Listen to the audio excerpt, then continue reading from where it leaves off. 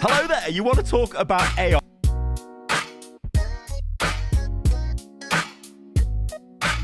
Hello there, you want to talk about AI?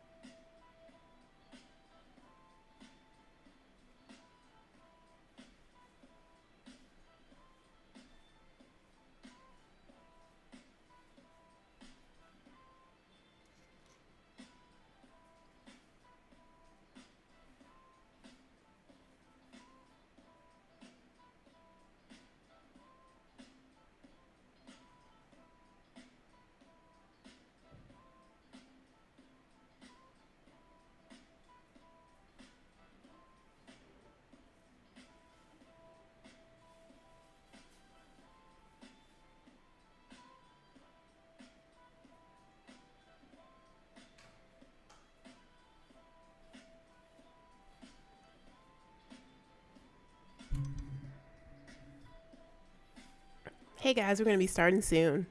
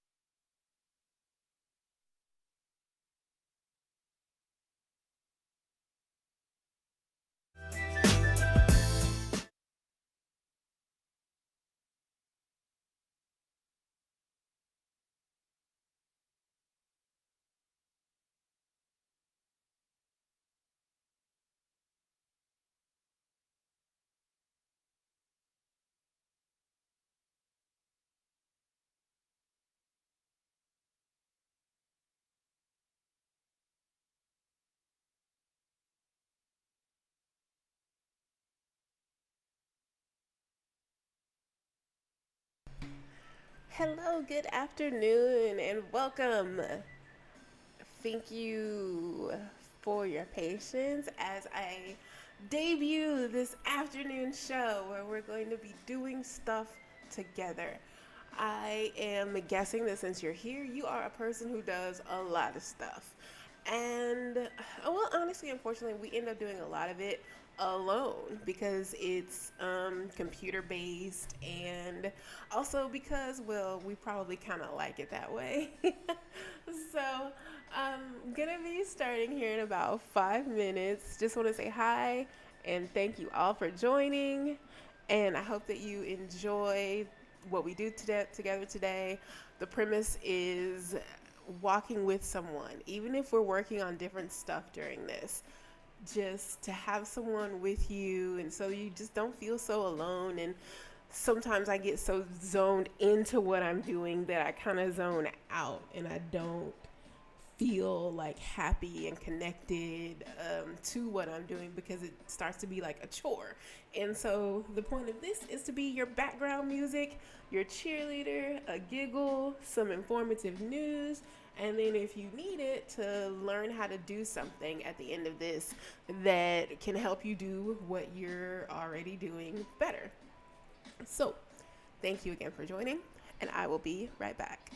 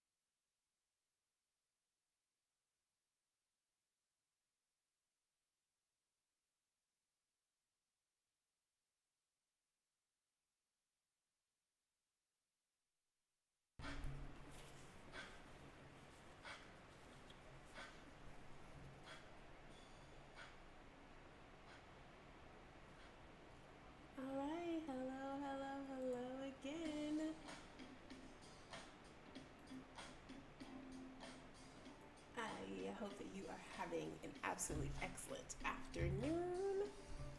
Let me pull up our schedule for today and give you a quick rundown of why you want to be here. Hopefully you do.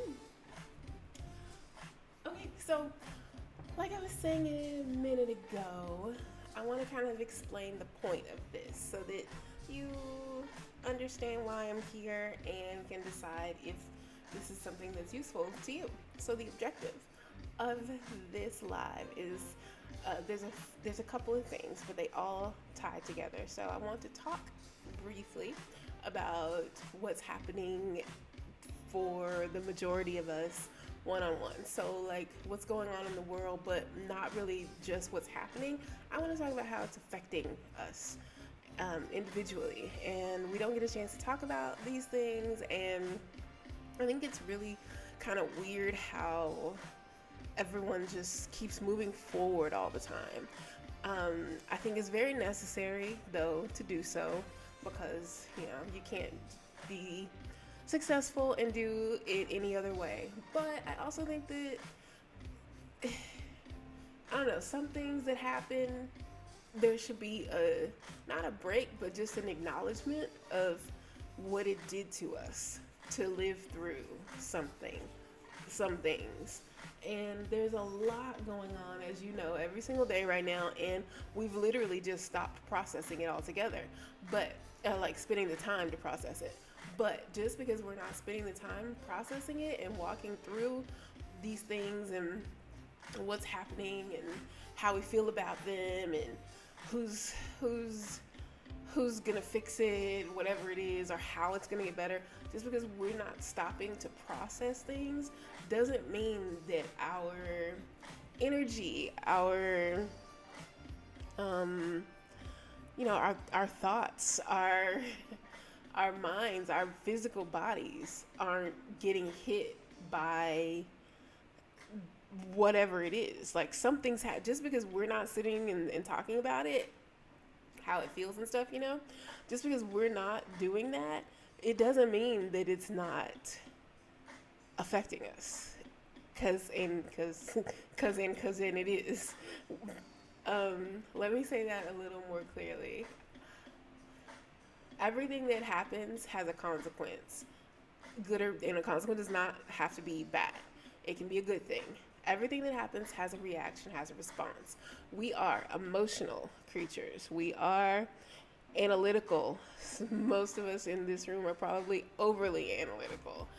And if we are not stopping to deal with what's going on, say, hey, this is how I feel about this, and making a plan on, okay, I need to make an adjustment in my life based on this thing that happened, or hey, I don't need to make any changes in my life, but I do want to acknowledge how this made me feel, and that even though I don't need to make any physical or tactical adjustments, this has changed how I think and how I am going to respond to certain things moving forward.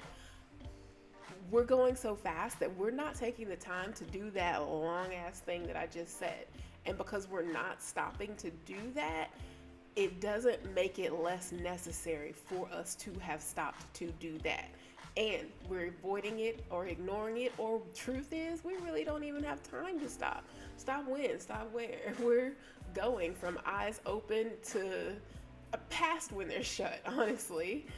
And so when and how and where, and then we look around at one another and no one's processing it either. And so we're kind of like, well, I guess it's okay. I guess everything's all right. I guess this is normal. I guess maybe I'm just tripping thinking about things too much and everybody else seems fine. So let's just keep going. And we do that year after year after year after year. And it builds up. It builds up. It builds up in the tension of your shoulders. It builds up in people who are driving on the freeway and suddenly snap, even though you're, kind of in a decent mood, but one person does something and then your whole mouth changes. It comes out. But unfortunately for a lot of people who are, again, in this type of room, goes in. We don't throw it out towards others because we are intellectual creatures and we know that it's illogical to blame one person or one thing for something that happened somewhere entirely different. And so rather than be illogical and just be mad at the world, we get mad at ourselves. And that is possibly worse, because at least if you get mad at one person, one external person, you're only mad at them for that moment, and then you usually apologize. but when we're turning that same anger inward, we don't let up, and then back to the same cycle of something happens, we don't process it, and then we lay another layer on top of that layer. So when I say that the objective of this is to talk about what's happening briefly, I don't really mean we have to talk about what's happening to say this is what's in the news, but that's just the first part. That's just the commentary. After that, we're going to talk about what it means to us emotionally. We're going to talk about how we can move forward through what's happening. And we're going to have solutions where they're available, and we're going to actually do something together. Now, everything is not going to be about news. Some of political type news, or what's going on with different regulations and new tax things. It's not all going to be that. Some of it will be like today's big topic is going to be the obvious, how we're using AI, how we're being told to use AI, how AI is changing from the provider side, how they're kind of singing different weird tunes. And we're going to talk about how this has affected us.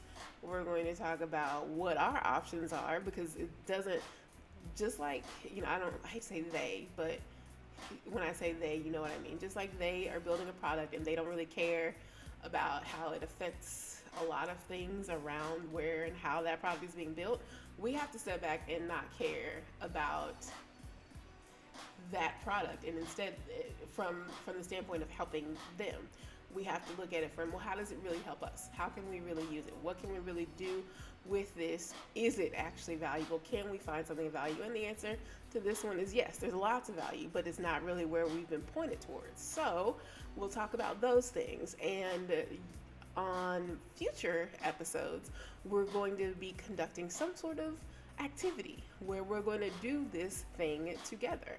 We're going to pick a solution, and we're going to start walking it out, actually, fully, for real. Not just talking about the problem constantly. That is so done. That is, we all know what the problems are. Okay, now what? And that's what this is about. So thank you for joining me. And as you can see, today's schedule is for me to tell you what the purpose of us being here is. We're going to do stuff together. Oh, and for anyone who, maybe you don't really want to do stuff together. Maybe you're past wherever I'm at on all of these topics. I would still love for you to stick around, though, because I still want to do it with you. Wait, you know what I mean? Because I do a lot of stuff with, live streams on. I used to do with movies on, but they were distracting, and then also it got real life got too real, and it felt silly for me to be watching fake stories when there was so much serious stuff going on. And I also got kind of pulled into watching YouTube more slowly, and so I found, though, that when I'm streaming something, not necessarily a live stream, but when something's streaming that is of interest to me but not distracting like a movie or something would be, I feel better when I'm doing my work. And maybe it's because I'm not entirely alone doing it, or maybe it's because I watch a lot of funny stuff and it kind of keeps my mood up while I'm maybe overworking myself again. So, but again, sometimes those things get distracting because that's what they're supposed to be. They're supposed to be entertainment. They weren't made as background noise. But so for anyone who has already, you've already got all your stuff all the way together, and maybe you make a video and share it with us and we can talk about what you're doing. But stay, in the future. because it can help to have someone around to talk and to just kick it with, and to just maybe you ask a question during the if you're watching this live, and maybe you, we can all like solve some sort of thing that you've been thinking about a lot. Like, I don't know, we never know, but I just know that when I'm doing stuff, I definitely feel better when someone is working with me, even if they're not in the room, and probably even more if they're not in the room, because if they were in the room, then I would have to be thinking about them and how to are they comfortable and when are they going to leave. And so this gives you all the perks of having someone around without having someone around. This is so great. So today we're going to talk about, can life be fun again? We're just going to briefly talk about this TikTok video that I saw, and I wasn't on TikTok. It was someone played it as a part of something completely unrelated that I was watching on YouTube actually, and it was a very sombering video. Not make you sad, but sober, like kind of a reality wake up. And I just want to mention it very briefly because it boils down to the idea of, remember when we used to have fun? I mean, even when was having fun, I was still an overthinker, and so I didn't like look at it as being fun. But holy crap! It turns out I was having at least a decent time compared to now. It was fun. So getting back to that, I'm gonna touch on AI. Like I said, a little bit about the not war, and I just want to mention the cruise virus that was talked about a lot this past week. And then, even though we're not going to do an activity today, I still want to talk solutions, because that is the point of this. To just, we're not here to just commentate or complain or repeat what's wrong. We're here to actually fix stuff, at least as much as possible. And so, I have three solutions that I just want to talk about a little bit, or three ideas for potential solutions that I want to talk about a little bit. One is being independent. The other is I want to give some insight on how I'm using AI, and if anyone is kind of resisting it as a part of your career, I want to talk about how maybe you can put it to work for you and make you more better. You know what I mean? And then solution number three, I want to talk about social media. It has been something that, hang on one second.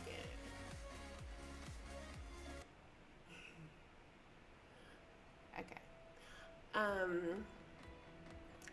I want to talk about social media a little bit, which seems like a weird thing to say, but it has been something that I have honestly been resisting at different levels since 2010. Um, it's just it's I'm not a big let me tell you all about what I'm doing. Like, I have pictures of my wife. That's not me. I'm as far opposite of that as you could possibly be. But I have forced myself to get over that because it doesn't make sense. Um, in the long run, it's not helpful to be so closeted in. And this is the part I want to talk about today. In terms of business, you really don't have a choice. I mean, you do. You always have a choice, but you know. So, as the third solution, I want to talk about going social finally, and share some of the tools that I use to make it a little less painful. And that's what we're going to talk about today. Okay, so thank you again for joining me. And I'm going to take a 5-minute break, and I'll be right back.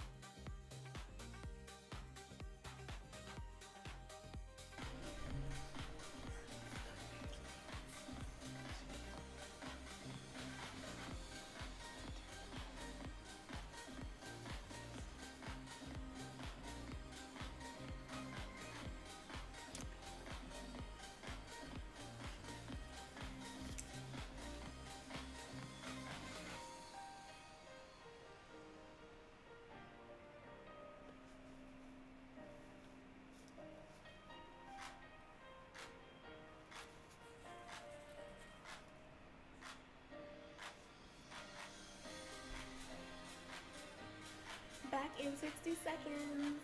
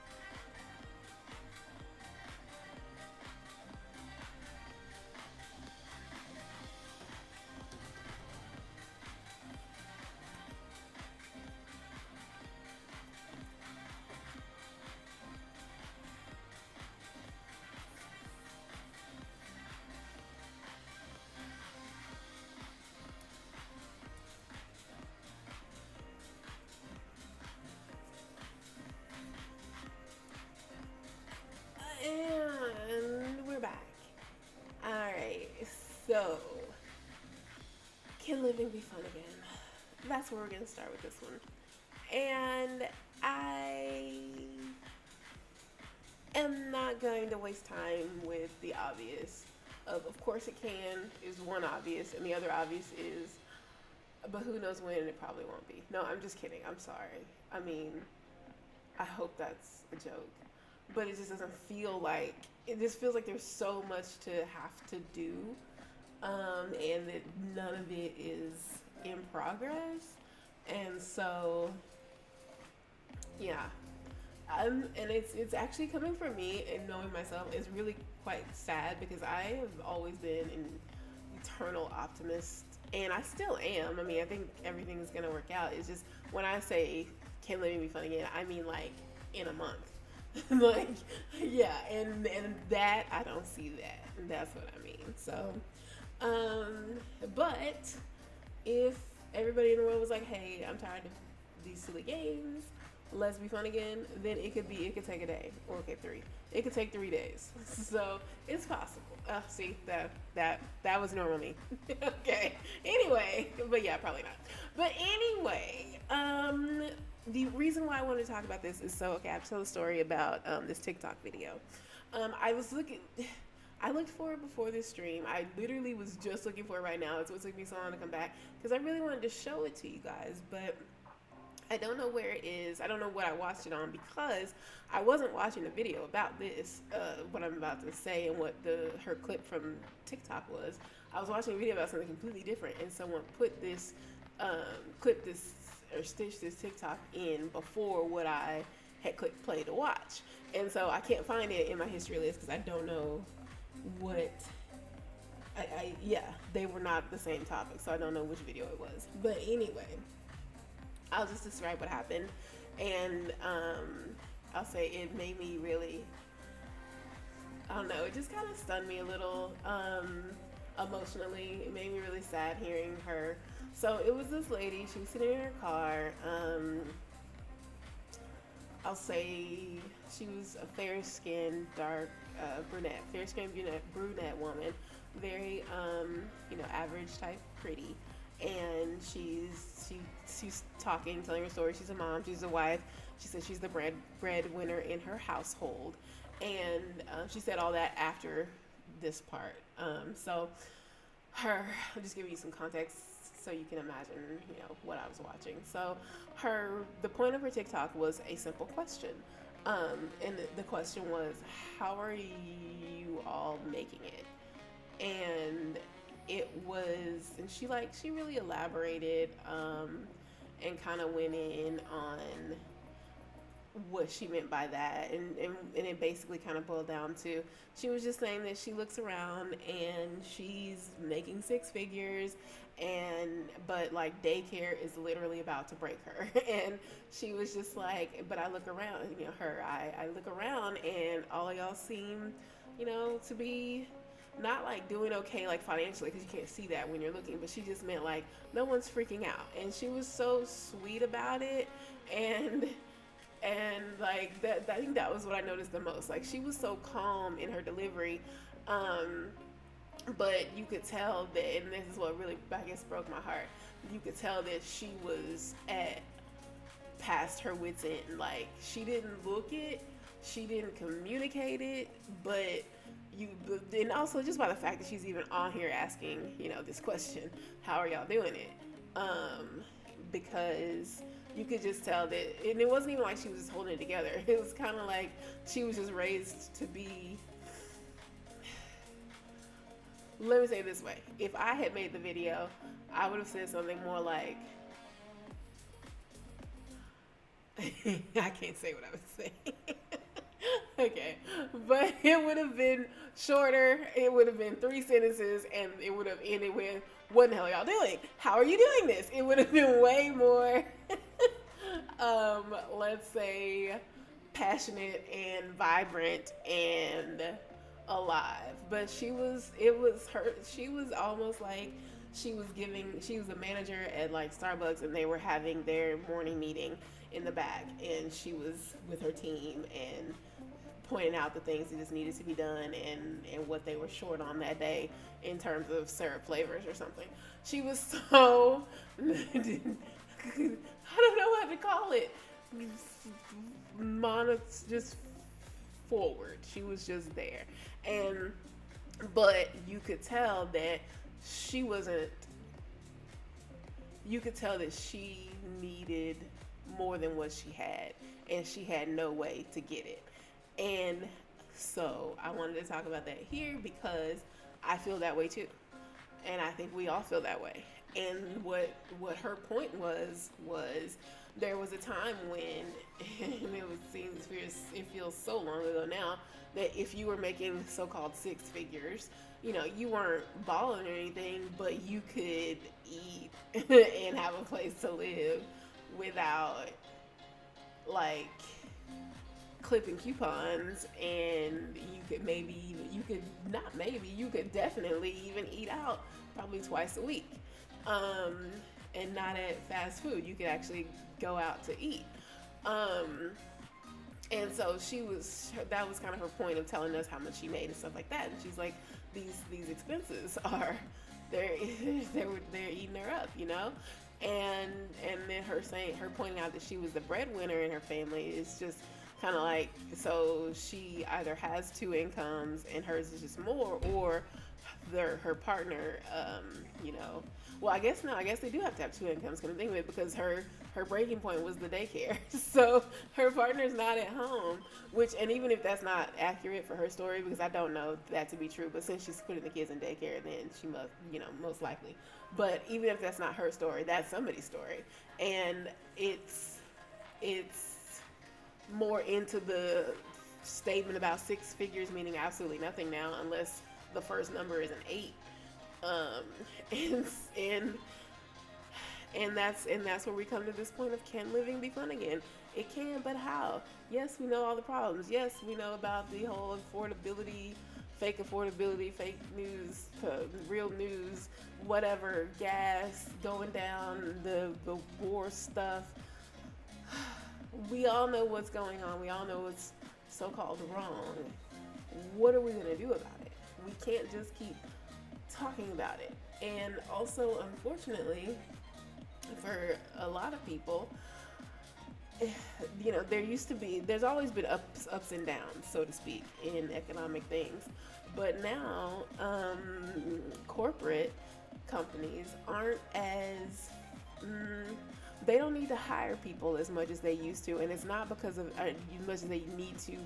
As much as they used to need to have people in order to be successful businesses, they don't need that like they used to anymore. And it's not because of AI. That'll be a helper, but you still, for AI to work, you have to have a smart person to begin with, who use it, who knows something about the thing that we're talking about. But we're going to talk about that in a minute.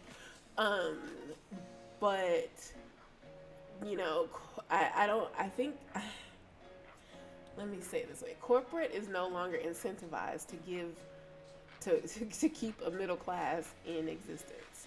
They're no longer incentivized to keep making new jobs. And they don't need to anymore for several different reasons. One of those being that the world has gone highly digital. Highly digital. I mean, think of all the stuff that you use every day other than food and, your bed. Other than that,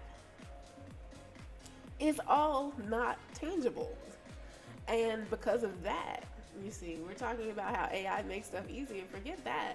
That television, that not the phone itself for like social media stuff, but for streaming, for making videos, for making work remote, for making it easier to hire people without needing to have a whole recruitment team, without needing to outsource stuff. Like, I mean, not without needing to outsource human resources, like getting a recruiter and paying them to get you someone, all of that stuff.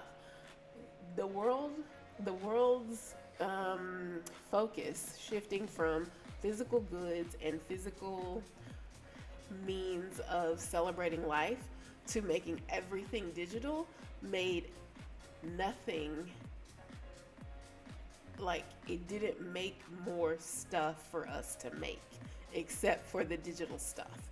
And then AI and automated workflows and databases made those digital things progressively easier to do, and less therefore less of a need for people. And next, we've got AI agent type stuff automating things even further. And so it's not looking like there's anything in the works right now that's going to turn this around. So we're going to need to come up with something new. All right. I'll be right back.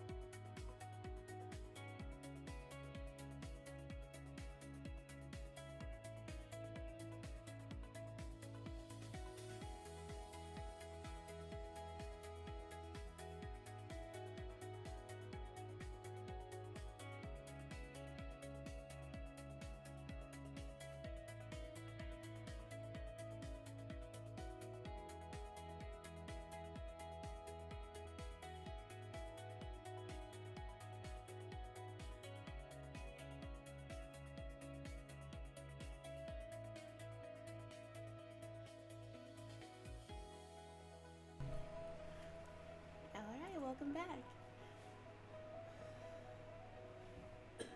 So, our most favorite part, the news. Well, um, we're gonna do a quick look at some things that caught my attention in AI. I'm going to go ahead and do the not war right now and just say that this not war is just not cool. And let's see. I'm trying to decide if I want to, because I don't really want to talk about that long. So I'm like, should I just go ahead and say what I'm just going to say, and then we'll move on. So the not war is yes. The not war is not cool. And if you don't know what I mean by that, it's just about the technical naming of it, so that no one has to count the days that it's gone on and get into how we're probably not maybe quite authorized to be engaging in tactical military combat with a different country at this particular moment in time. So it is not a war. And all I want to say about that is that two things. One, it sure does look similar to one in terms of all the video that has been coming out. I watch a channel on YouTube called Agenda Free sometimes, because they have these live streams of what's happening in the other country, so that you don't have to try to guess what's really going on from the news. And well, when you look at that and the actual shipping and flight data, which he spends hours looking at and evaluating and explaining to his audience, which is really cool because it's good to be informed. It doesn't quite look like a not war. However, when you get into the pop culture side of it, it definitely looks like it's not a war, because all of these memes and videos and tweets about it are honestly just weird to me. And maybe that goes back to what I was saying, my solution number 3 on the screen right now, going social finally. I don't see it as being a place where official communications should be transmitted. But as I say that, I also know, though, if this wasn't happening this way, if things weren't being shared this way, we wouldn't know anything about anything, which is the last 50 years. So, I guess that part's good, but all of the cartoon music videos, from both sides, I don't know. It makes me, maybe I'm just taking it too seriously. So that's all I have to say about the not war. And then the virus, I only want to mention that to say, if you haven't heard about it, don't travel to or through the same means as wherever it's whatever cruise ships that it's been on. Make sure you protect yourself, and if you see anyone that gets sick, don't act like it's not happening. Wash your hands, face frequently. Mask up if you're leaving the country at all. People have been kind of trying to fearmonger us into thinking that it's a bigger deal, or may become a bigger deal like COVID did. And I know that it started out with a few cases and then obviously it became a big deal. But this particular one, I was listening to someone that I trust, and he knows about it specifically, and he said that he mentioned how it I guess originates with mice, which, oh my gosh, what cruise ship? Never mind.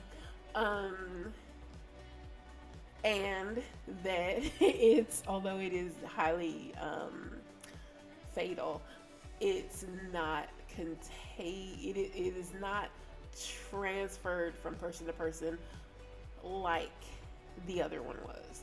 And so just to not be don't freak out, basically, is what he was suggesting. And when he said it, like, I don't trust a lot of people, and I mean, like, I wouldn't trust him with a lot of things, but when he said it, I felt like he was telling the truth. And so, and I mean, and accurate, not just his truth, but that in it was accurate. So I would pass that on to you. Okay. So those were the two hard ones, and we'll spend a little more time on the AI one. So I'm gonna play this video. This nice young man I found recently is a gamer, but he somehow ends up talking about very I don't know, timely things. Like, everything he talks about is something that I'm also talking, or not me talking, but topics of discussion in the stock market groups that I'm in. And it's so weird how these two keep these two very separate industries keep crossing topically. And this one, it was a little while ago. It was a few months back, and I missed this. But the article, I don't know how it popped up in my feed yesterday because I wasn't subscribed to this person. But I've watched his videos are so good. I actually watched quite a few of them the other day, and this particular one, though, he reads an article from somewhere, and what's Stylosa, if you want to look him up. But I'm just gonna play it, and he's gonna read from an article, and I'll comment along the way, and you'll see why. I'm trying to not say anything. I'm trying to cue it up for you, but I can't say anything about it without ruining it. So I'm just gonna play it. Talking about, well, let's just replace lawyers, let's replace accountants with AI. Would you do that if it can't even get basic things correct? Probably not. But that's, I guess, a chat bot or a sort of basic model. It's not some super fancy specific AI, which this is what I always sort of dreamt about AI. And, you know, when AI started becoming a big thing, this is what I was hoping it would do. Is generate new drugs, is push technology forward with new innovations and things like that can only be achieved with AI and with powerful computers. Things like the folding of proteins, that was worked out with AI. That's what I want to see. That is insane. Not just a bullshit chatbot. So it's not our fault. It's their fault that they're giving us slop to use. And the problem with this is it's eating up all of the hardware, which is skyrocketing the prices of anything gaming related. And this is what's causing a lack, or a loss, as he calls it here, of social permissions, which is batshit insane. Also as well. Oopsies. Sorry for the bad word. And this part for me is like, you'll lose social permission. When did they ever have social permission? I mean, that's an obvious thing to say, but like, to burn electricity? Okay, I'm trying to be quiet. Okay. Well, the knock-on effect of this is because of the high electricity usage in areas where they're building these data centers. Generally, electricity prices are increasing, which is again causing a problem to the average person, because they're like, what am I actually getting from this AI? Not much, just increased prices of everything that I'm using, which is not great. Which, well, yeah, I think a lot of these CEOs are basically saying like, oh yeah, well, eventually we'll make something great and we have to push forward and we've got to kind of take this. It's like, no, you don't. They need to be better with their AI models, and they simply aren't. So the actual quote is this: we will quickly lose even the social permission to take something like energy, which is a scarce resource, and use it to generate these tokens. If these tokens are not improving health outcomes, education outcomes, public sector efficiency, private sector competitiveness across all sectors, small and large, right, said Nadella, I apologize. And that to me is ultimately the goal. So, I mean, he goes on. Okay, let's go back to that, because what this quote right here caught me, and then there's one more a little bit down the way as well. Okay, obviously we will quickly lose even the social permission. Funny, I just now noticed the even part, even the social permission, that implies that the social permission is second in, or I guess, or perhaps third, I don't know, in importance to some other permission. I'm gonna just leave that right there. And to take things like energy, which is a scarce resource. Okay, so energy is a scarce resource. You have acknowledged it as a scarce resource. You have acknowledged that you are using a scarce resource. And when I think of the word scarce resource, I think of, which I'll try not to say again, I think of like endangered species. So, you know, you're taking an endangered species of something to generate tokens, and you know that they're not making anything else better. They're not producing health, education outcomes, public sector, even just efficiency, making things go better. Because usually, if you burn energy, it's supposed to create energy somewhere else or in something else. Like you turn even just down to as simple as electricity in your home. You turn on the electricity because you want to get the benefit of being able to see, you know, feeling more secure. Turn something, you're getting something from it. And so in this quote, it's being acknowledged that you know you're not getting anything from it. You know that that somehow there's social issues, social approval issues. And then I'm going to let him finish and save the rest. Resource and use it to generate these tokens. If these tokens are not improving health outcomes, education outcomes, public sector efficiency, private sector competitiveness across all sectors, small and large, right, said Nadella, I apologize. And that to me is ultimately the goal. Let me see. So, I think it's a little further down. Increase from that at the moment. So they're saying, no, companies and businesses need to use more AI, get it in more Yeah. Hang on. quotes that he made. But what Okay, I want to this read is it. This is the next quote that I wanted to like get to the start of it. This is the next quote that I wanted to share with you guys. Before we've got fusion power because AI's worked out. You know, this type of shit, right? That's the type of madness we want. Not there's just an AI chatbot or there's an AI customer service agent, which probably. So what he's talking about right here is just if we're using it, then he and a lot of other people had in mind, including myself, really kind of not as specific as what he gives, but that things like fusion energy are being not only explored but adapted to, and or create. You know, there's a way to do it that's being, I guess, invented would be for that one, but. And that there's things coming out of this, kind of like what we just said. When if you're taking so much energy, then there's something that's supposed to be coming from that energy. Shit, right?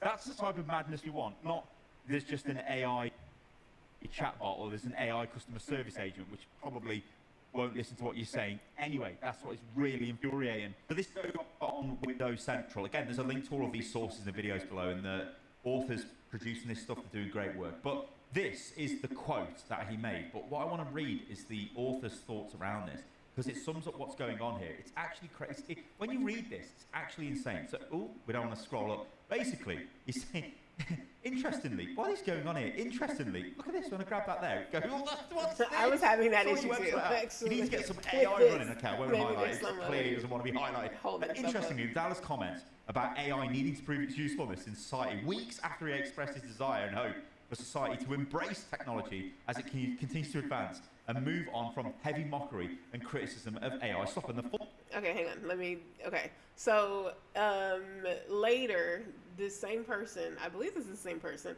after talking about how AI needed to prove that it was useful to us, that there were things that we could use it for that are positive and healthy and not just, making cheesy videos. After that, then he makes this quote, or he makes this statement that this young man is about to quote about about how we, like everybody that's not an AI exec or in the government and supporting AI without having any guardrails or knowing what it's going to do or how we're going to use it, but just kind of blindly listening to all of these things, these people with no validation. This is about how we are the issue here. Full quote is, we as a global community have to get to a point where we're using this to do something useful that changes the outcomes of communities and countries and industries. Otherwise, I don't think this makes much sense. In fact, I would say we'll quickly lose even the social permission to actually take something like energy, which is a scarce resource, and use it to generate these tokens. And then the article says, however, Nadella's plea seemingly had the opposite effect, earning Microsoft a new nickname, Microslop. Now the executive says more organizations need to get on board with AI on a larger scale to prevent it from becoming a bubble. Yes, a bubble. Oh dearie me. So I think, like, fundamentally here with this AI stuff, especially from, I guess the perspective of, let's say, Microsoft, they're building out a lot of this AI compute, they like to call it. So they're building data centers, they're getting loads of hardware in, loads of storage, loads of RAM, loads of GPUs or TPUs or whatever they're using to do all the AI stuff. And it generates or requires a ton of power. Then they're running people's models for them, and it's like, hey, yeah, use AI to do this. They've got their own models like Copilot. They've got heavy investment into OpenAI, and they're doing all of this stuff, but they're not actually seeing like a meaningful sort of revenue increase from that at the moment. So they're saying, no, companies and businesses need to use more AI, get it in more, intrinsic to their whatever systems they're using, and then they'll start seeing value from it. The problem I've got is I don't think it's not like you must have seen the outrageous stuff where there's like AI is just attached to everything. Like you get a toothbrush and it'll be AI enhanced. So what? How is that AI enhanced? That is not AI enhanced, right? So it is a buzzword, and it's also a buzzword and has been for a while in the corporate environment where it's been added into every business. Yeah, we've got AI. This is AI powered. We're using AI for this. But is it actually resulting in increased revenue and actually making those businesses more money? This is the crunch time, and I think a lot of business is going to fall into the category of no, it isn't. We're spending a lot on it, and we don't need this stuff. And in fact, those businesses that are firing employees, I think, are starting to learn, oh shit, we need the people back because the AIs are not doing what we thought they would do. It's all about Jensen. Okay, well, I actually seen this a couple of days ago, and it is from January the 11th. Just a quick note: I have his statement there about some corporations feeling that they are noticing or getting to the point where, hey, we do need at least some people to do this. That has been my experience as well. That I've seen some teams like that in my personal experience, not just hearsay, that have like changed their entire habit of doing everything, and trying to go in the AI not only but AI first route, and then finding that you just that is possibly a move that you can scale to at some point. However, going from having a 100% hands-on person-led production or product team or whatever the business is doing going on, and then cutting that in half and then expecting to be able to just plug AI in without one practice programming it appropriately, and two, testing things out, and three, having a clear plan on here's what we don't need to be so people first on. Here are the things that are really just time eaters. Here are the repetitive tasks that are just stuff we've got people doing that our enterprise AI system can actually do something with, and to cut down the time, like just getting rid of half of your team without an actual plan of how you're going to implement this and testing it first was just a ludicrous decision all the way around. I was tempted to make a video on this at the time, and I thought, I'll let it run, but I probably should have done something with it because it is, again, it's mental. So Jensen, he says, relentless negativity around AI is hurting society and has done a lot of damage. Now, it's very, like... This is the part that I wanted to share this with you all for. Let's keep going. So hang on, let me put this in order here. So, relentless negativity. I assume that must be referring to people saying, bad things about I don't like the word SLOP. I think it's a vulgar word for some reason. I don't know why. I don't have any justification for that, but I don't like to use it because I think it's vulgar. But anyway, so I assume he's talking about what people say about that type of stuff. Things that are put out that are not high quality, basically. But you can say that, but like pictures and videos was not a great starting point anyway for a measurement of quality. Like fake ones, like these aren't real. This isn't Sistine Chapel artwork. This is uh, what's the guy? Is it a Yeti on a fake mountain doing his own a selfie video? Like it wasn't. We weren't. I don't know where the bar started, but it was not anywhere near the realm of elegance. So being surprised that these things are called not high quality or not valuable doesn't really make sense. But also, relentless negativity is a strong phrase, and it also is possibly very accurate. But if it is accurate, it will be understandable because this was thrown at people as something to. It wasn't. No one ever. I have never heard anyone say, "Hey, would you like to use AI?" Never, not once, ever, not once, never, ever, not once. I have had it forced upon me to use for different things. I have had the expectation that my product design process incorporated, which it does. It did. It already had, but just the expectation without. I'm talking about not being asked is what I'm talking about. Now, I will be super real with you though. I use AI on almost every single platform available. I use Cloud, I use ChatGPT, I use Higgsfield, I use Kling, and I use Perplexity literally every day. All five of them. I'm not kidding you. I really do. So let me back up a little bit or step back a little bit and say I am obviously an AI user. so so don't think that I'm anti and that actually kind of speaks to the point. I'm not anti AI, period. I'm not kidding when I say I literally do use all five of them every day. I also have two that you've probably never heard of, Writer and I can't think of the other one right now, but I have one more as well that I use to do just different little writing tasks. And I actually even made, I got Claude Code to make me a data processing system. Okay, never mind. Anyway, so I'm on board with AI. So please know that. And but the fact that I hear these things and I'm like, well, hold on now. I know how I feel about it, but everybody, including me, this was forced on people. This was forced on people. They said, use this, you're going to use this. They say, use this, you're going to use this. Oh, and we don't need you anymore. And like, there's no way that people could have responded well to this, is what I'm trying to say.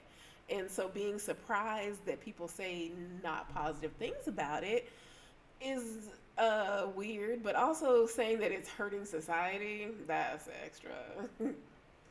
I believe what's happening here with these CEOs is they are, especially tech CEOs, I think they're looking and thinking this is a revolutionary technology, and what this can do, we've never seen anything that's been able to do this before, and it's making advancements much quicker.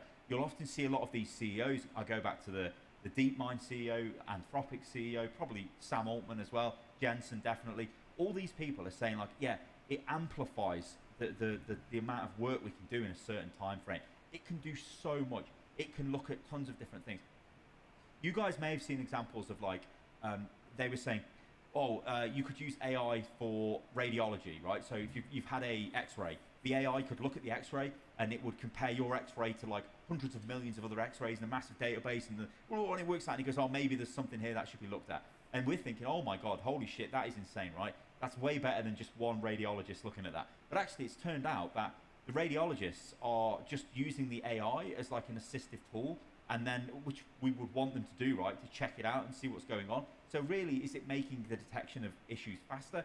Who knows? But it's not this sort of magic bullet that it initially people thought it might be. And what I'm trying to say here is when you look back at the tech CEOs and the way they go about this, especially Jensen, I think what they're seeing is this like fantastic increase in computing power, which is basically what AI is. AI doesn't think, but it can give you what it thinks is the answer based off, I guess, probability. Very complicated, and I don't begin to even pretend I understand transformer architecture and all of that stuff, and the way LLMs work and other different types of models. But essentially, I think what they see is this, we need to reach a critical mass, we're not sure what that is, and then suddenly a lot of things will be possible. So they're almost like operating on a level way and beyond everyone else, but we don't really have any, like, nothing to show for it. Yeah, we see stupid videos getting generated, stupid images. Yeah, we see like, oh, I can talk to a chatbot, and sometimes it's quite okay. Other times I have to check what it's doing. I used AI. This again is another example, a weird example, but the fire alarm was going off, and I did not know how to turn it off because it was this big control panel. So I took a picture of it using Gemini, and I said, how do I turn this off? And it gave me a step-by-step guide, because it obviously Googled what the unit was, found out, gave me the info, and I'm like, oh, this is actually a really cool use of AI, nice one. But I'm not getting that every day off it, right? You know, it's not useful all the time. And again, this goes back to the question of, does that warrant this massive explosion in investment? Right. And that's where I will end with that.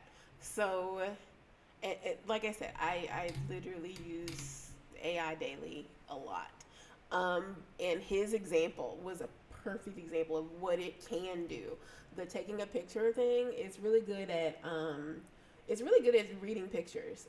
It's really good at being able to, I don't remember what app I had, but it was like where you point your camera at anything and it'll tell you what it's looking at. I think that that was a training tool of some sort that I was using, but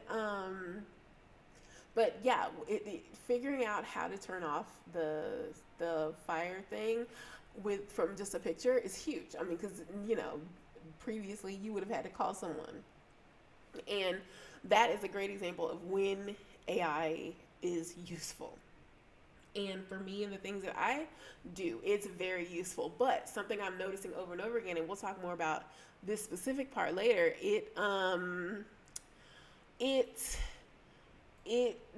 requires a person who knows the topic. Like in his case, he had a picture of his fire thing. It was able to find the manual, I'm sure, and just walk him through step by step how to do it. Because that type of thing, that is what AI is great with. Taking something specific that there's not nuance, there's not thinking required, there's not human emotion things that can weigh the answer left or right.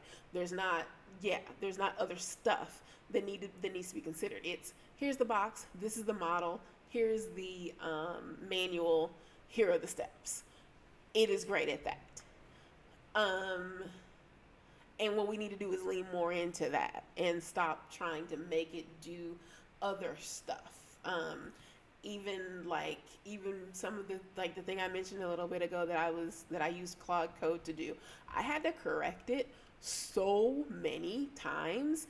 And I didn't, real talking, I didn't even know I can't say I didn't know what I was doing, so I was correcting it. I guess I knew to some degree. But if you asked me before that, I would have said, I don't know what I'm doing with this. But I do have, I started as a web designer, and so I had to learn like JavaScript and just basic coding language. I had to learn C++ way back whenever. I wasn't good at it, but I had to learn the basics. So when I saw certain things, I was like, wait, that's not. And then there were other things where it wouldn't put a safety protocol in place, or it wouldn't put a checkpoint. I'll call it that. It wouldn't put a checkpoint in place, and I'd like note it was a couple different spots, and I was like, well, you're just assuming that it's gonna go this way, and it would say, and it makes me so mad because normally I love being told that I'm right, but it would say, oh, you're right, I should have blah, blah, blah, blah, blah. Let me do that now. And like, I'm pissed because in Claude Code, every sentence is costing me a lot. I mean, a lot. It's not a little bit for coding things. And yeah. So anyway, I know I just got mad all over again. I got distracted. I'm sorry. I totally got mad all over again.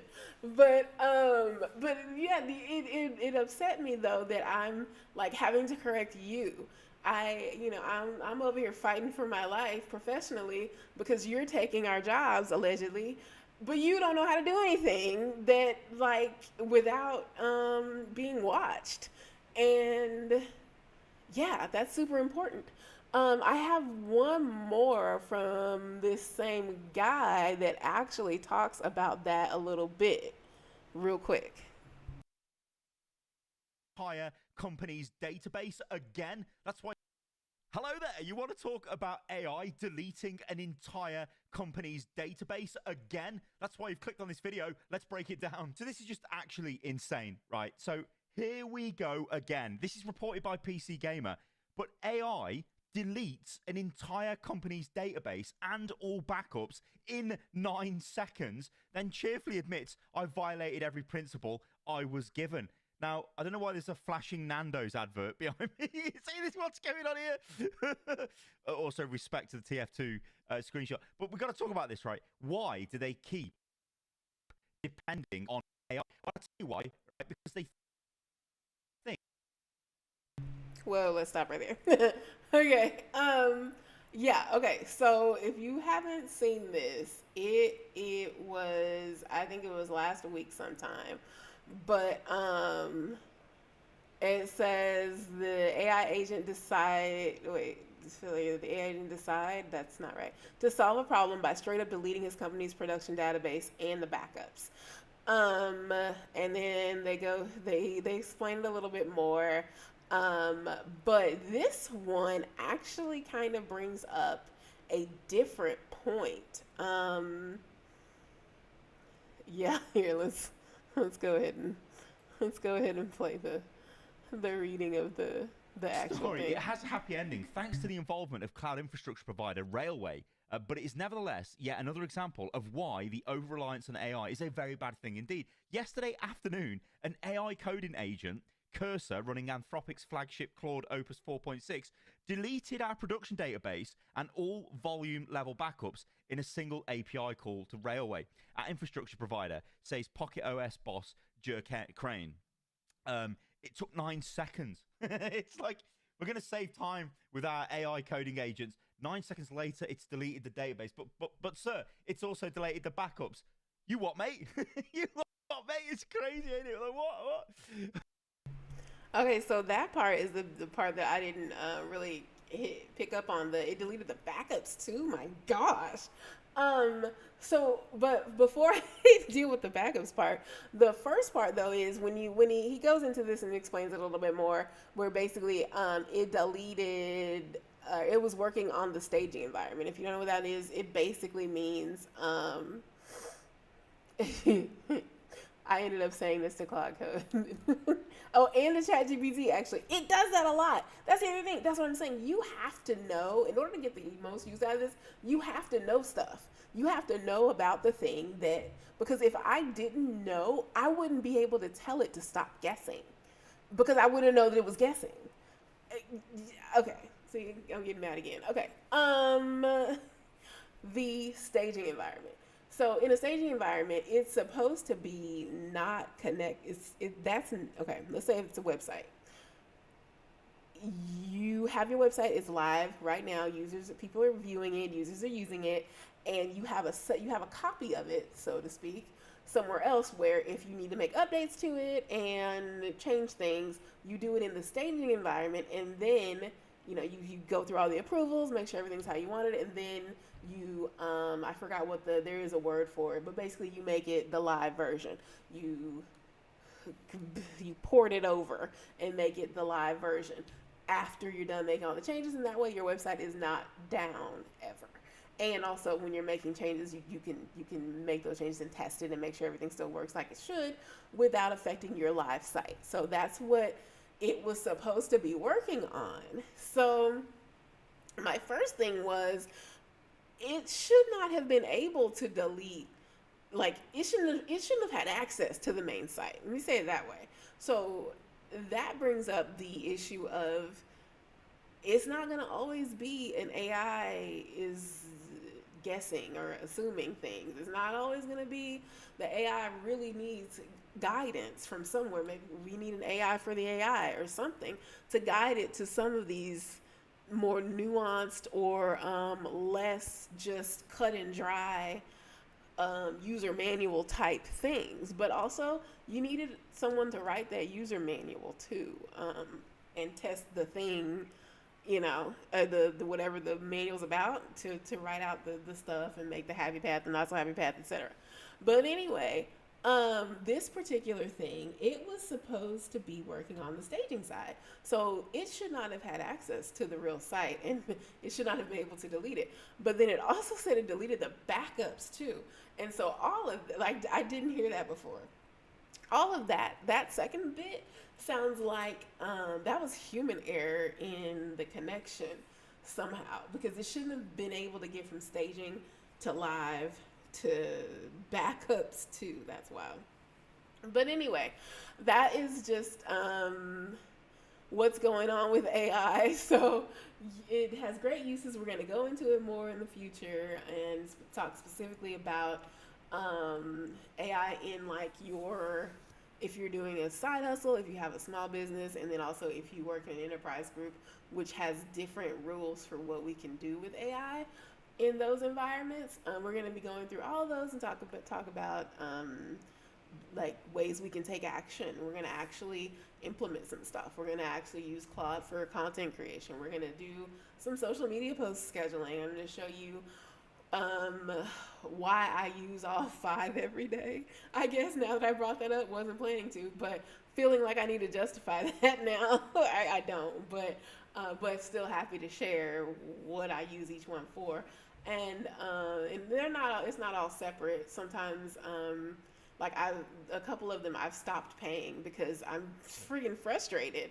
And so sometimes if I'm doing something on one and I run out of credits, that's why I go to another one too. So I'll go through what I've found so far to be the best uses for each one, and then warnings about things like this that you definitely want to watch out for. The only other news thing I wanted to cover is still related to AI. I guess this is AI Day.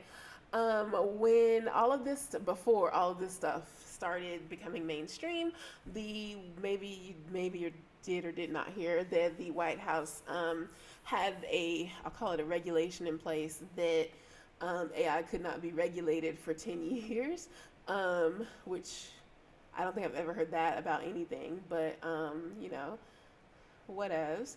And okay, yeah, it says on his first day in office, he revoked a 2023 executive order that sought to reduce the risks that artificial intelligence poses to consumers, workers, and national security. So that got undone. I don't really know why.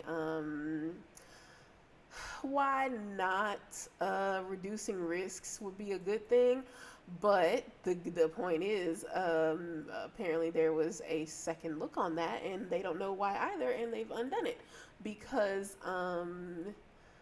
this says the move that just happened appear potential regulation the White House is considering a formal government review process for new models. So they're considering making a review process now instead, where every new what word did they use?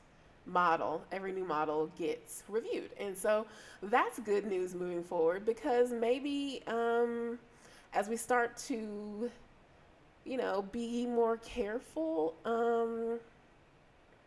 let's see here, maybe as we start to be more careful with what we're letting slide by, go through, I don't know what you want to say about it, but then maybe we'll be more careful with our uses for it as well, and maybe we can do more stuff and have less less breakdowns of databases while we're in order to, if we start paying better attention to how it's built and what it's doing, maybe we'll end up with having a better product in the end.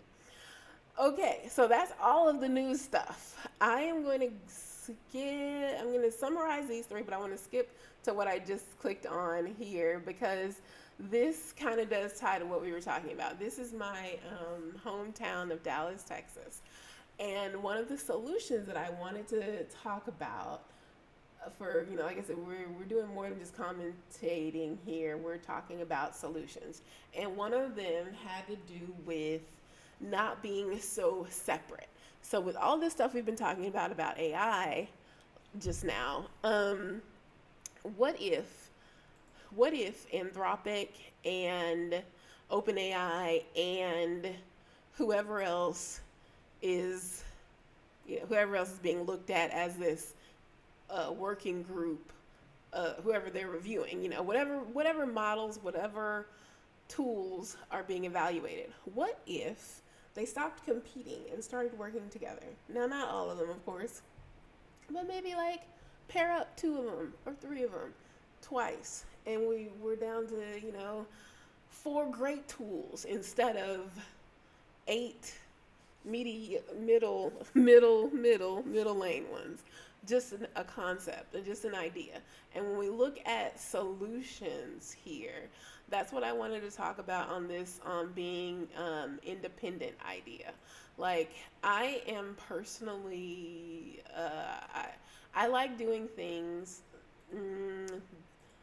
entirely. I like doing like one of the reasons why I'm trying to be nice, but there's no way to say it nice. One of the only issues I've ever had with teams, and this is a long time ago, people don't do this anymore. Now they've kind of come around to doing it the way I like to do it too. But people used to kind of have this, that's good enough, let's just go mentality. And I've never been like that. I do recognize that everything has to have a cutoff point where you can't just keep working on the same thing forever. Finished is better than perfect. But in some of the environments that I used to work in, I'm talking like 10 years ago, they would literally be okay with good enough. And all of those, companies and clients went, if I named them, you wouldn't know them. And that's how that turns out, which is why I was never on board with it. And that kind of forced me to lead more, and it kind of forced me to do my own projects more, and that's kind of how I actually ended up starting my own design agency a long time ago. But it's not how I would have chosen to do it. So I think that there was a long time before even that, when we used to get things done with integrity and basic goodwill in mind, and that was like the most effective thing for me, at least. There were times when I would just get on board with what we were doing as a team, go hard and go nonstop until something tried to stop us, and then we run that thing over too and keep going until we just make it or decide to do something else, and that worked. And when I think about all of these AI people competing, it's like, well, why don't y'all share some of the costs of these, what are they called? The places where they turn what used to be nice grass and water into the opposite of that. You know what I'm talking about? The whatever centers. Why? There's got to be a way to pull resources. There's got to be a way to share overhead. There has to be a way to put brainstorming and product development teams together and come up with ways to do this that are ecologically sound and that make a product that we, the regular people, want to use and pay for. Don't mind paying for it as long as it's doing something great. Or at least, back when I started paying for some of the tools I use early on, because I assumed that it would be a better tool, and it just wasn't. And I remember before ChatGPT's most current release of, Images 5.0 or something like that, 5.5, whatever. Their images were terrible. I mean, they were 1996 stock illustrations, not even stock photography, stock illustration type images. And I'm not kidding, 1990 something type. They were literally terrible. They've gotten a lot better now, but it's still not something that most people need on a day-to-day basis. So, but what if they got their best minds together at some of these different, I don't know what to call them actually, generative AI suppliers there. What if we put our best people together and we had one team on, okay, how do we make it run without using so much? There has to be a way where it doesn't have to use this much material. I mean, really. And where can then another team on will put their teams together on Where can we build these where it's not destroying lives? Okay, that. Okay, another team on. Okay, what can we do to make this more profitable? There are uses. There are uses. The right people just haven't been allowed to participate in coming up with and sharing their ideas.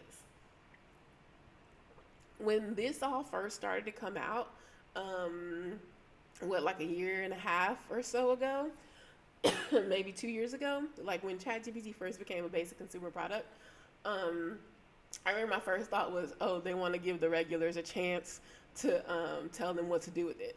And that was legit. That was how it felt, because these tools have existed for a while. They just haven't been shared with the main product consumers. And I know that the best use was not making a video of a passed on person saying things that we don't know that they would say. That was the most high level of disrespect that I've ever seen these tools be used for. And I'm glad that the creators of that agreed and took it off the market. So, but the fact that it even went there, like it never should have been, there should have been a team of people who knew, hey, let's not do that, or hey, let's do that, but we're going to do it just to show you what it could do, but we're not going to put it out to people to let them do it too. We just want to show how cool we are. Look, we could make Elvis say, don't be cringe, dude, or whatever, which it was really the technology of it, the fact that it was able to be done was an amazing thing. But just because you can do something doesn't mean you always should. And that's what came out of Suno and why it ended up the way it did. So, so my point though about solutions, what if we joined up together? As I was saying, things used to be, people could work together and people could build things together. And I pulled up this list of bars, and because I was just thinking, I don't remember where I was, but I was somewhere, and I was in San Diego, and there was a taco bar. That's how I got the word bar, actually, because I put taco bars in here in Dallas, and it didn't produce the same result. So I was like, how about a regular bar? But in San Diego, there was a taco bar on or two. It depends on where you were, or two, really, on every single block in a certain area. And there were like 3 people at each one, and like customers. And, because you can see from outside, or, I went into 2 of them. One of them didn't have the chips I wanted. And anyway, I went into 2 of them, and it was, light traffic. And then as I was going back, I noticed, before I found them, I noticed 2 others. I was like, no, not that one. And then I was like, dang, there's so many to choose from. And then as I started to notice that nobody was in them, it was like, well, why are we doing this? Why are we being so separate in our actions? Why are there so many of the same business? Join up, people. They're like I said with AI, there are real benefits. You can share the cost of overhead. You can reach more customers and bring them to your central location. Each of you can make the type of taco that you're the best at making. You, the owners, can actually take a real 2-day weekend because you got 2 other owners, or from the companies that you joined up with, the businesses that you joined up with. Y'all can alternate weekends. You can actually have a 2-day weekend and not lose any money. And it makes more sense because you're not gonna lose people. Because the same 3 people that were at the one I was at, and the other one where I saw 3 people, and then the other 2 that were empty, and then there was one other one. Those same 6 people, or guests, customers, are still gonna be the same 6 guests. There's still the same 6 people that are looking, and actually maybe more, because now y'all have better quality service, you have better food, because you're not so stretched thin. You're not so pressed because you're sharing the workload with other people. But the same, just generally speaking, you probably have more customers, but without making assumptions, ChatGPT and Cloud, without making assumptions, let's just say you're still going to have those same 6 customers, and me, 7, those same 7 customers, but they're all going to come to that one building.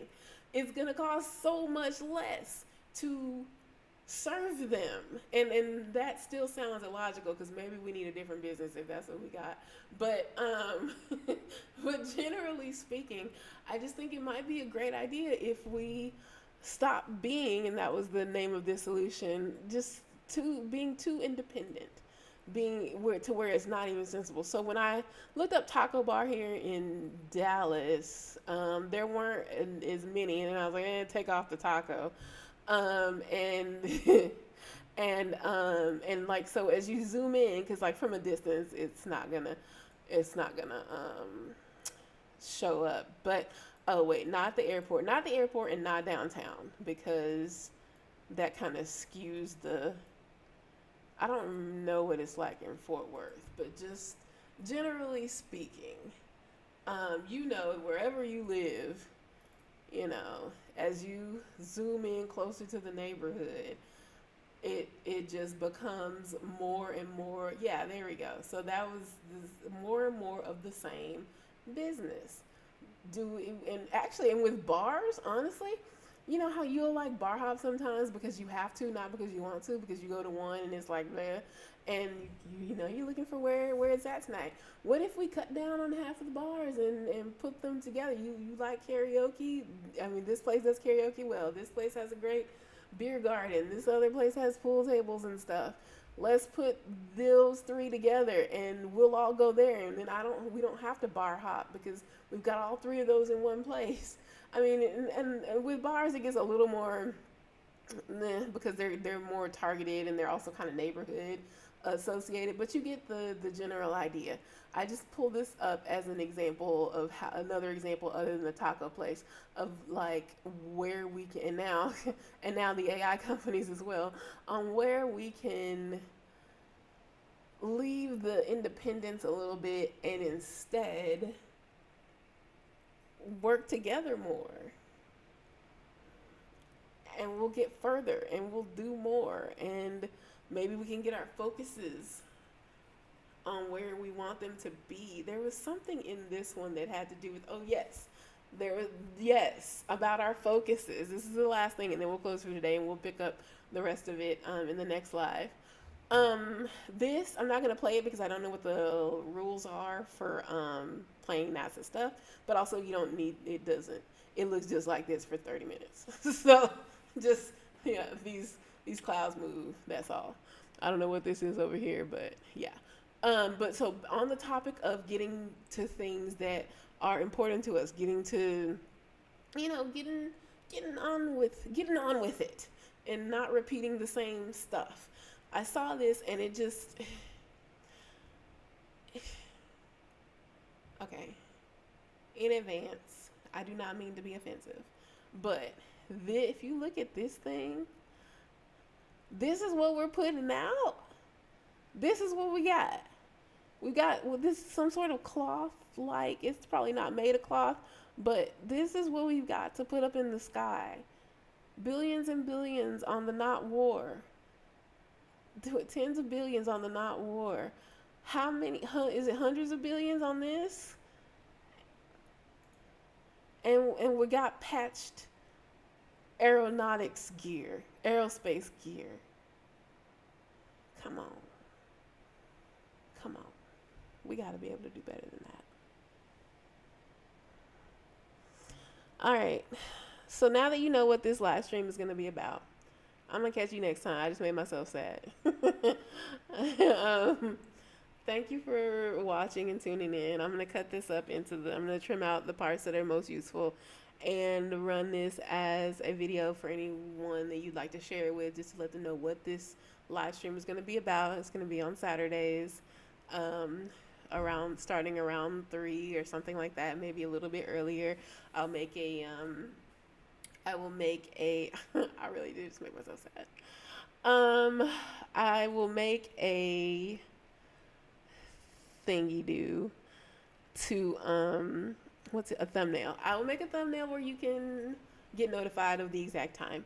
And next time is when we'll start doing the action. So, like, for example, after everything that we just talked about right now, we would have a couple of options of, okay, well, what can we do about the stuff we just talked about? And typically is going to be something that this is going to be individually based. This is not a political movement. This is not about building communities. There are tons of people already doing that. I want to help you do something in your life that helps you tonight and tomorrow with your house, your objectives, your pocketbook, your goals, your peace of mind. And so, like for example, with all the AI stuff we talked about, one of the things I could do would be to show you the tools, like I said, of what I use. But then what I was planning to do at the end of today's, if we had time for an activity, was the thing about, let me pull it back up, the, which one was it? Solution number 3. Yeah, after solution number 3, we were going to do, there it is. We were going to do we were going to take a look at how I schedule social media. And so I was going to show you the Later app, Metricool, and see if maybe someone in here had an idea of one that they use. I've pretty much used all of them, but I was going to show you how to use them and then we were going to actually like schedule some posts together. So that's how we'll end every one of these live streams in the future. And I'm looking forward to it. And like I said, if you don't want to do the taking action activity with me, you can just leave us on and do whatever you do need to work on for that day for yourself. But make sure it's something that is moving you forward in your life about your stuff, because we want to stop looking around at all of these distractions, because no matter what's happening in the news, you still have to take care of your 4 walls. And so we got to put that first and put our responses to things outside of our houses second, but not forgotten, just not first. So thank you for watching and have a great evening.